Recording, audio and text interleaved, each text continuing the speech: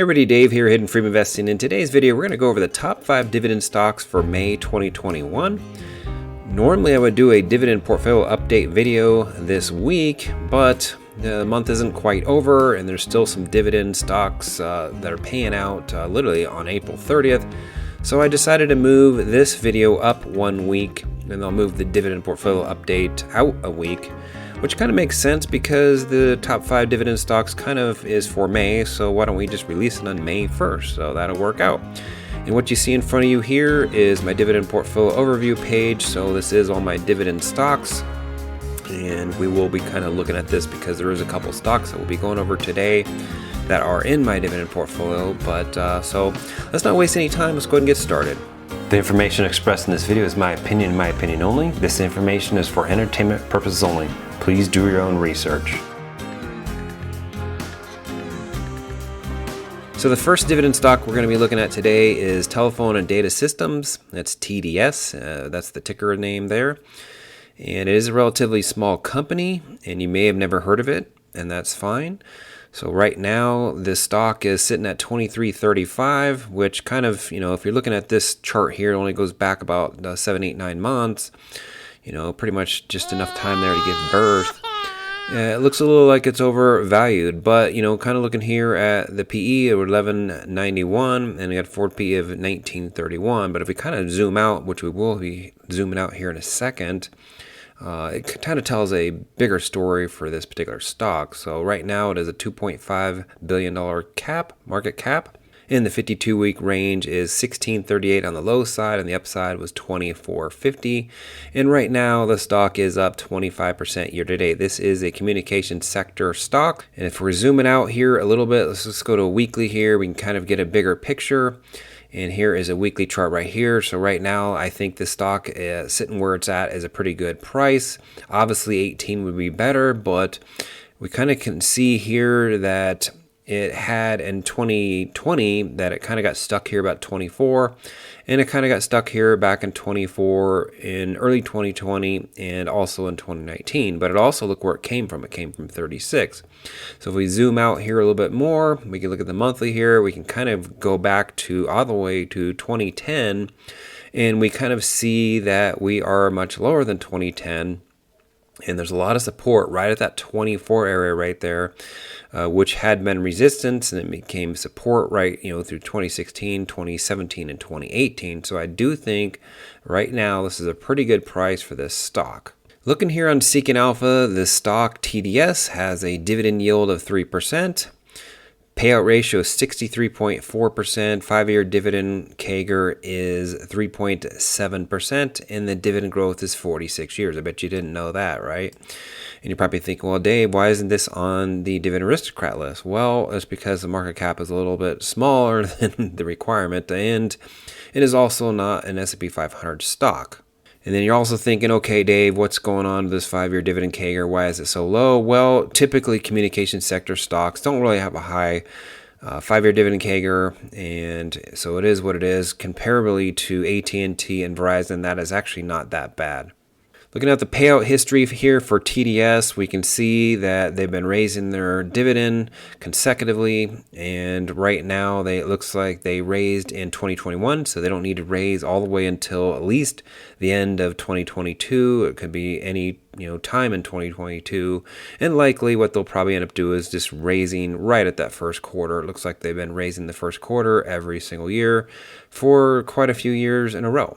This is not a dividend stock I own in my dividend portfolio, and I do not have any plans of initiating a position in TDS at this time.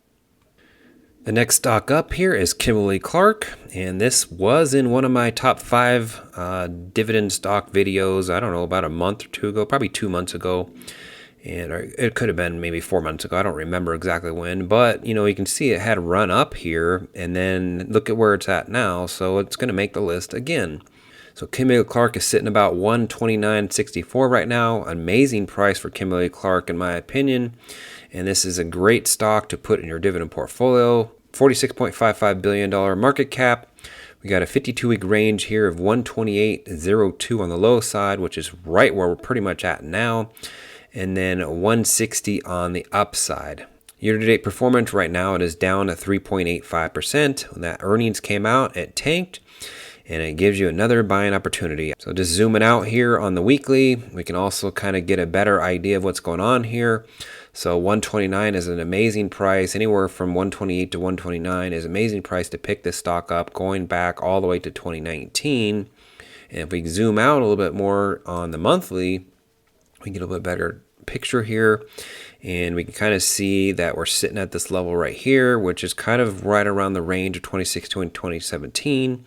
We know this was a little bit of a pandemic play, and that's the reason why it kind of jumped up right there, but I still think that this is a great price if you're looking to get in this stock, and this is a great, amazing price at 128 to 129 to initiate a position into KMB.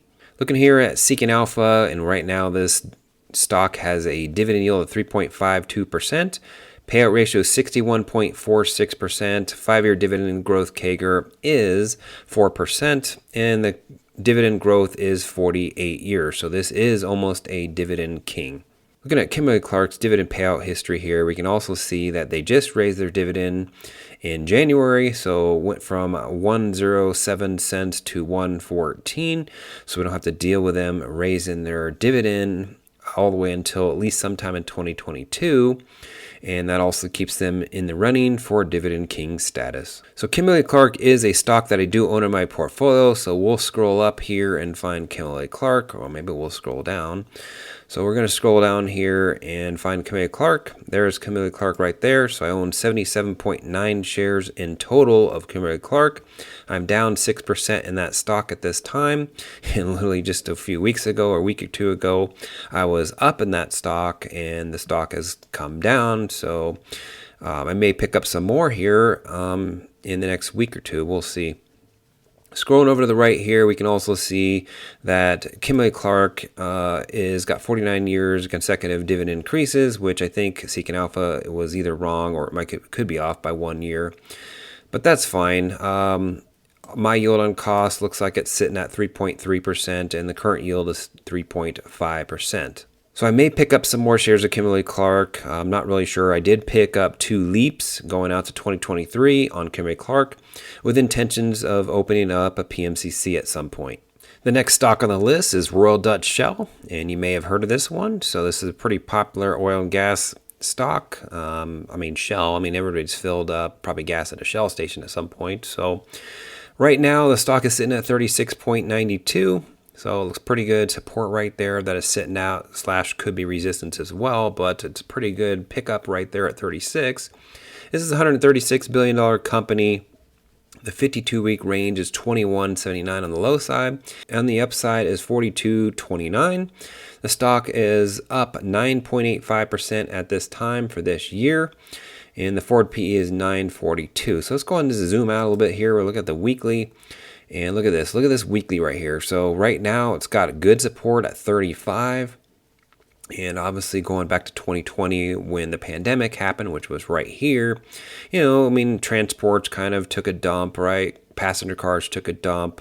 And international travel kind of took a dump along with domestic. So that's the reason why it kind of sold off. And then kind of, a lot of this oil industry has come back. Chevron's come back quite a bit, and including ExxonMobil's come back quite a bit. So I think 35 to 36 here, pretty much right where the stock is right now, is a pretty good pickup, because look at all this upside you have right here. Does that mean that the stock is going to go back to where it was and probably in the 2015 level? If we zoom out here to the monthly, obviously going back to 2015 was pretty much the high right here, 2014 to 2015. I don't know if oil and gas is going to get back up there or not. I know exploration has been on a major decline, but demand has been going up. So, whether or not it's going to get back up to the $80 a share is really, I'm not really sure. But, could it get back to 60? Yeah, I think so. So looking here at the dividend summary for Royal Dutch Shell, we can see that this stock has a 3.66% yield. Payout ratio is a healthy 39.58%. 5-year dividend growth, I don't know if that is actually correct, but it's minus 18%. So that means that they probably cut during 2020, because the dividend growth here is 0 years. So hopefully they'll raise, but we'll look here we'll look here at the dividend history here in a second to kind of figure out what happened. So here we are looking at the dividend history for Royal Dutch Shell, and we kind of see them, keeping the stock. It looks like the dividend was kind of the same for a couple years here, and then they cut the dividend here in 2020, and then it looks like they have now raised the dividend in late 2020. So they cut it and then they raised it. So we don't really know whether they're going to raise in 2021 or not. They don't technically need to, but they might. So right now it's sitting at 20 bucks. Right now it's sitting about a 3% yield, sitting at 33 cents per quarter. So it looks like right now they're starting over their consecutive dividend increases from zero. Royal Dutch Shell is not a stock that I own at this time, and I do not have any intentions of opening a position on Royal Dutch Shell at this time. Do you own any of these top 5 dividend stocks? Comment below. Go ahead and like and subscribe and hit that bell notification. The next stock on the list is Pfizer, and I'm sure everybody's heard of Pfizer, but right now we're looking at the stock, and it kind of looks like an ugly, fugly chart here. So stock is currently sitting at 38.81, and it looks like we have a $216 billion market cap here. Forward PE is pretty relatively healthy here at 12.4. We got a 52-week range of 29.96 on the low side, and we have the upside here at 43. And right now we are up 5.43% on the year. Let's go ahead and get a little bit more information here, because I do think that 38 level is a pretty good pickup. So pretty much anywhere from 37 to 38 is a pretty good pickup for this stock. But let's go ahead and zoom out here to the weekly and kind of get an idea what's going on here. So like that 37 to 38, so 37 would be about right here, and you kind of see we got a lot of support and resistance right around that 37 level there. So kind of want to watch it between 37 to 38. And let's just zoom out a little bit more here on the monthly and kind of get an idea of what's going on. So it looks like they had a high back here in 2018, going into 2019 it looks like, so of about 43.72. And so if we want to pick it up here about 37-ish, it'd be a pretty good pickup because we tagged it here. And we're just slightly above that. And right now, I would say this is a pretty good pickup for the stock. So looking at Pfizer here, we're looking at the dividend summary. Right now, Pfizer has a dividend yield of 4%. Payout ratio is 46.98. That's pretty darn healthy. 5-year dividend growth CAGR is at 6%. And dividend growth, consecutive dividend growth is 11 years. Looking at the dividend payout history for Pfizer, we can kind of see that they just got done raising their dividend in early 2021. So they don't need to raise technically all the way until at least sometime in 2022. And that looks pretty good. It keeps them in the running for dividend aristocrat status, which they're quite a ways away, but that's fine. They're still in the running. Pfizer is a dividend stock that I do own, so let's go ahead and take up my dividend portfolio here. Let's scroll up a little bit. So here is Pfizer right here. I own 135 shares of Pfizer at this time. I'm up 13.43% on Pfizer. And if we scroll over to the right here to get a little more metrics out of Pfizer, we can see that they have 11 consecutive years of dividend increases. They started the streak in 2011. So I don't have any intentions of buying any more Pfizer at this time unless the stock drops down a little bit more, down to 37 or below. The next stock on the list is Altria Group. I'm sure everybody's heard of this one. So right now, the stock is sitting at 47.18.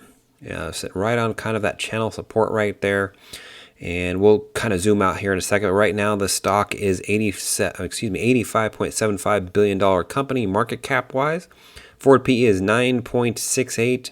We got a 52-week range here of 35.02.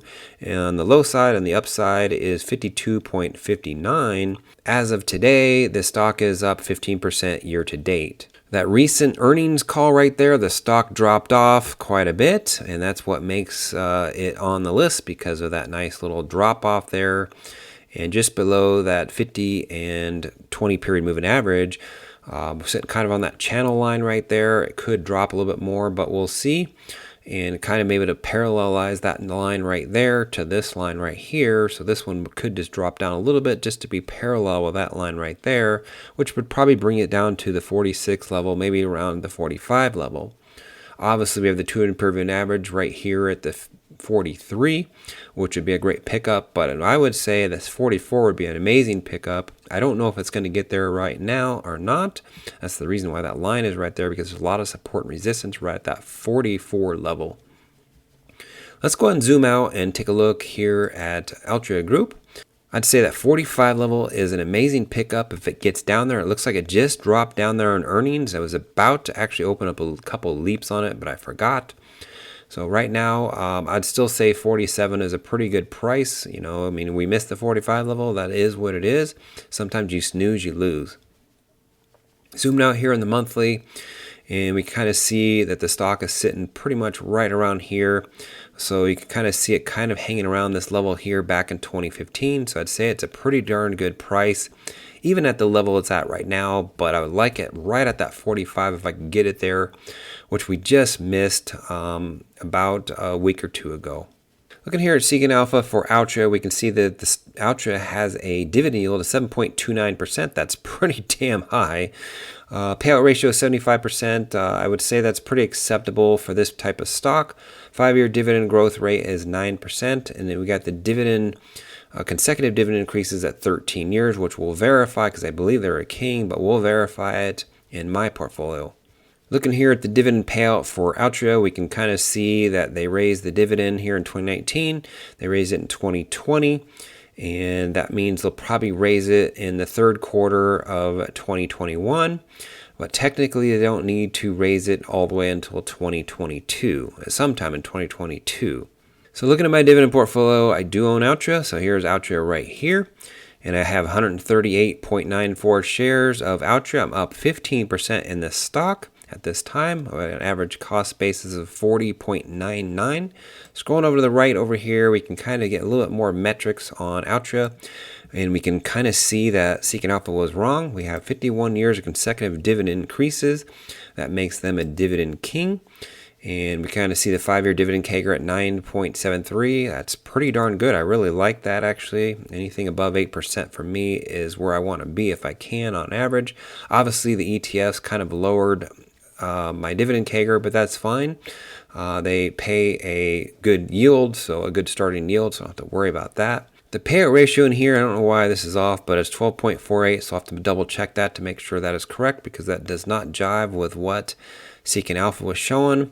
I had a yield on cost of 8.39. That's pretty good compared to what the current yield on Altria is, which is 7.29. I do not plan on adding any more shares of Altria at this time. I do have 100 shares in this particular account, which I am in 2 different accounts here.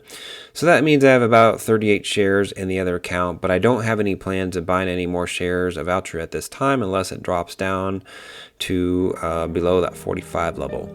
So that wraps up the top 5 dividend stocks for May 2021. If you have any comments, questions, or concerns, go ahead and leave a comment below. You can hit me up on Facegram, you can hit me up on Twitter, or you can shoot me an email if you want as well. So until next time, go ahead and like and subscribe, and we'll see you in the next video. Thanks for watching.